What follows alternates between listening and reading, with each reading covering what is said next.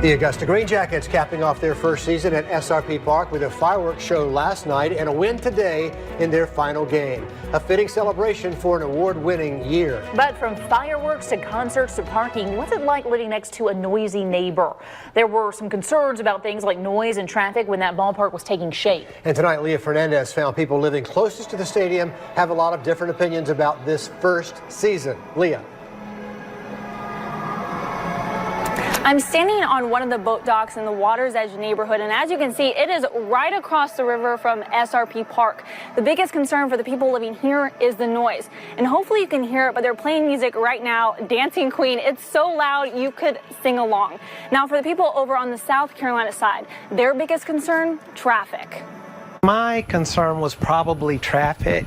Selwyn Godby says some fans use his street for parking, but he doesn't really mind. He lives in Hammond's Ferry, steps away from the ballpark. From the first night that we heard the fireworks, I was a little bit concerned because I think the game started a little later and the fireworks maybe it was around 11, and that's normally the time that I go to bed. But after a season of baseball, concerts, and events, Selwyn says he's pleased. You hear the fireworks, a little bit of the music, but not that it bothers me. He says it's a win for North Augusta's growth and a win for his easy access to the ballpark. I think it was a good thing, yes, and I'm glad it happened on the North Augusta side. On the Georgia side of the river, mixed emotions. Some neighbors say they can't stand it, others embracing their new neighbor. It is really loud, but it lasts for a short time. You can choose to enjoy it or not. Alfred Herget watches the fireworks over SRP Park right from his dock. You're downtown.